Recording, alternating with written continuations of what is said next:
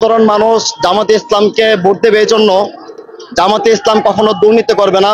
ইতিপূর্বে কোনো জায়গায় চাঁদাবাজি করছে, এই ধরনের কোনো রেকর্ড জামাতে ইসলামের বিরুদ্ধে নেই। মানুষের গুম খুন এই ধরনের কোনো রেকর্ড জামাতে ইসলামের নেই। এই জন্য আমি মনে করি মানুষের অধিকার রক্ষার্থে, গণতন্ত্র চর্চার রক্ষার্থে, ইসলাম রক্ষার্থে আমি মনে করি যে জামাতে ইসলামকে ভোট দেওয়া উচিত। জামাতে ইসলাম একটা ইসলামিক দল এবং শরিয়া ভিত্তিক রাষ্ট্র পরিচালনা করবে, মানুষের অধিকার নিয়ে কথা বলবে, গণতন্ত্র নিয়ে কথা বলবে, অন্যায় এবং দুর্নীতির বিরুদ্ধে কথা বলবে। ইতিপূর্বে জামাতে ইসলামের কোনো মহাসমাবেশ হতে দেয়নি। আমরা এই মুক্ত গণতন্ত্র চর্চা করতে এখানে এসেছি।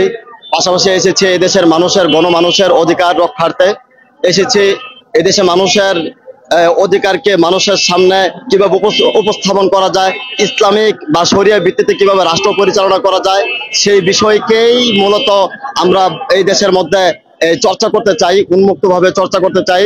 স্বাধীনতার এই 54 বছরে আমাদেরকে উন্মুক্তভাবে মানুষের সামনে সমাবেশ করতে দেওয়া হয় নাই, জমায়েত করতে দেওয়া হয় নাই। আজ এই প্রথম বাংলাদেশে সোহরাওয়ার্দী উদ্যানে আমাদেরকে সমাবেশ করতে দেওয়া হয়েছে।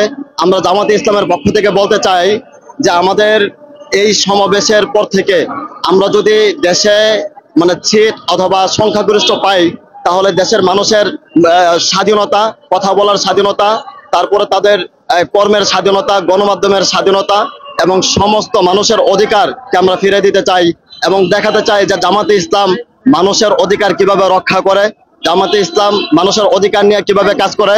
বিশেষ করে এদেশের মধ্যে যে দুর্নীতি এতদিন ধরে হয়ে আসছে এবং অতীতে যে দলগুলো ক্ষমতায় যারা ছিল তারা যেভাবে দুর্নীতি করছে, জামাতে ইসলাম দুর্নীতি মুক্ত কিভাবে রাষ্ট্রকে পরিচালনা করে সেটা আমরা দেখাতে চাই এবং রাষ্ট্রকে পরিচালনা করার জন্য সেই বিষয়গুলো আমরা মানুষের সামনে উপস্থাপন করতে চাই।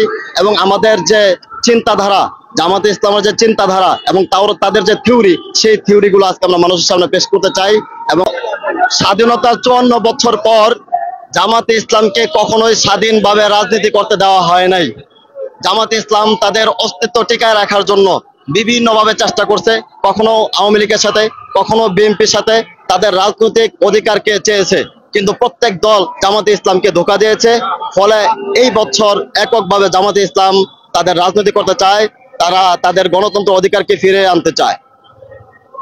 এটা একটা ভুল ধারণা যে জামাতে ইসলাম অন্যদের মধ্যে লুকিয়ে থেকে তারা গণতন্ত্র চর্চা করে। মূলত জামায়াতে ইসলামকে ইতিপূর্বে বাংলাদেশের প্রত্যেকটা রাজনৈতিক দল জামায়াতে ইসলামকে ধোঁকা দিয়েছে।